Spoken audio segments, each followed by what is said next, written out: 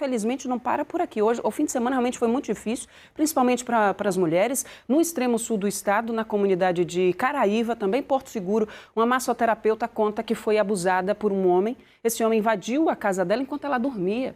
Esse acusado, Tássio Conceição Bonfim, já está preso, mas como ele foi autuado pelos crimes de importunação sexual e furto simples, porque também levou o celular da vítima, ele pode ser solto a qualquer momento se pagar fiança.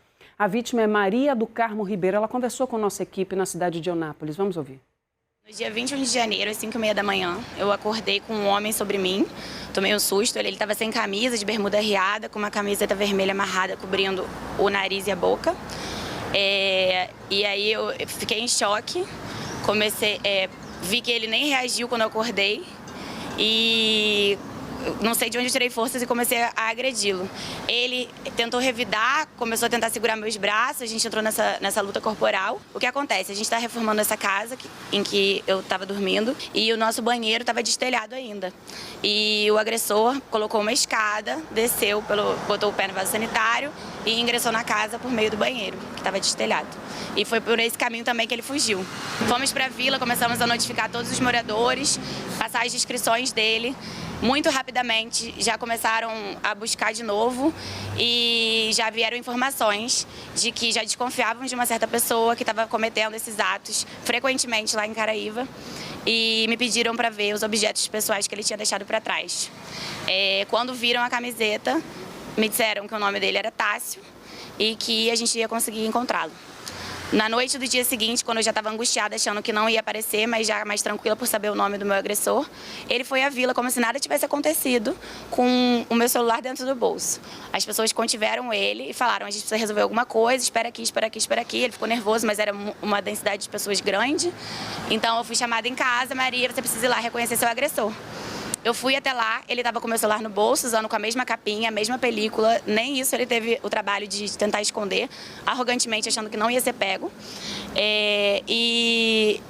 Eu pedi para tirarem a camisa dele para eu olhar bem o corpo, olhei os olhos e, olhando nos olhos, eu já sabia que era ele. Assim, eu nunca vou esquecer aquele olhar. Então eu fui à delegacia para prestar declarações, fazer o reconhecimento oficial. Fizemos isso. Eu contei tudo o que eu estou contando aqui.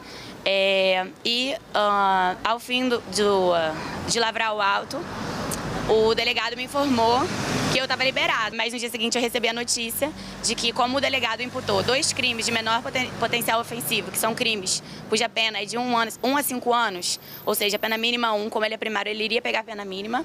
Ele colocou furto simples e importunação sexual. Tem uma decisão agora concedendo liberdade provisória para ele mediante pagamento de fiança de R$ 3.500, que é o valor mínimo. Eu tenho muito medo, para começar, porque ele deve estar morrendo de ódio de toda essa situação, porque ele tinha certeza que não ia ser pego, porque, como eu fiquei sabendo, não foi a primeira vez, e essa liberdade dele só vai dar amparo para que os agressores continuem fazendo o que fazem com a gente até hoje, com que a gente se sinta insegura nas ruas e dentro das nossas casas, e que o Tássio pense que ele tem o direito de estuprar alguém dentro da própria casa e ficar solto. É absurdo, né? E uma pessoa que estava dormindo. Vamos conversar com Thaisa Moura, que está ao lado do delegado que está acompanhando esse caso. Eu queria começar perguntando, Thaisa Moura, por que ele indiciou por importunação sexual e não por estupro de vulnerável, que é o caso que melhor se enquadra nessa situação? É o crime que ele cometeu? Ok, Jéssica, eu estou aqui agora com o doutor Ricardo Feitosa, ele que é o delegado titular aqui da 1ª Delegacia Territorial de Porto Seguro, um dos responsáveis por esse caso. Doutor, conta pra gente, por que a polícia classificou esse caso como importunação sexual e furto simples e não como estupro de vulnerável? Boa tarde, Jéssica, boa tarde aos ouvintes da Rede Bahia. É preciso esclarecer que o delegado plantonista, de acordo com os elementos que foram apresentados naquele momento, ele fez essa leitura e, segundo a percepção dele, a adequação típica que cabia ao caso foi a importunação sexual. Qual a diferença de importunação sexual para estupro? Basicamente, numa síntese apertada, é a questão da violência. Então, segundo as narrativas e segundo a oitiva da vítima, o delegado percebeu que não houve a prática de violência, mas sim a importunação. Doutor, a própria vítima declarou em entrevista que o rapaz chegou violentando ela no sentido assim, de que estava passando a mão nos órgãos genitais dela com muita força. Isso não poderia ser classificado como violência? Olha, O caso é como eu falei, é a percepção do delegado que lavrou o flagrante. Obviamente, isso não implica numa impossibilidade de alteração se o caso for apurado na continuidade da investigação e assim entender o delegado que concluiu o flagrante. Os autos foram enviados à 2ª Delegacia Territorial de Porto Seguro, onde o delegado titular daquela delegacia pode fazer um aprofundamento da elucidação do fato e assim entender diferente. Pode mudar, então, essa tipificação, né? A vítima vai ser ouvida novamente?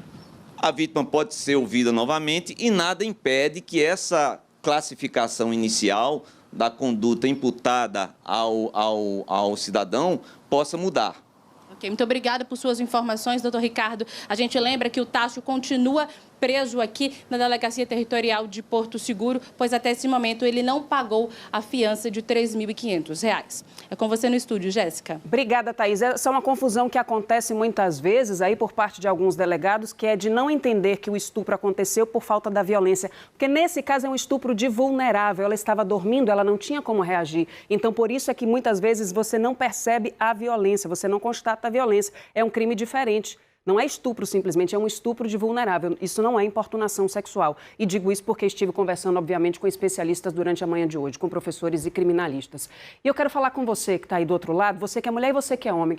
Eu tenho certeza que você conhece uma mulher que já foi estuprada. Aliás, com certeza você conhece mais de uma. É bem possível que você não saiba. Sua amiga, sua irmã, sua colega de trabalho foram estupradas. Mas mulheres que foram abusadas ou estupradas estão em todo lugar. Poucas reúnem coragem para contar, para denunciar. A maioria silencia ou é silenciada.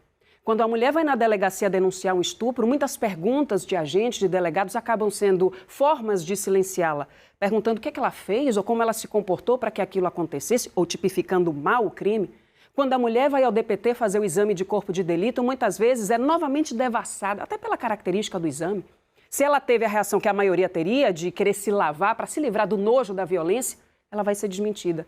Se ela teve uma reação possível de ter ficado imóvel durante o estupro por medo de ser agredida ou porque estava dormindo, a falta de marcas de violência vai fazê-la ser desmentida.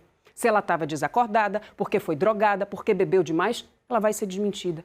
Se o estupro foi cometido por alguém com dinheiro, com fama, com relacionamentos poderosos, ela vai ser desmentida.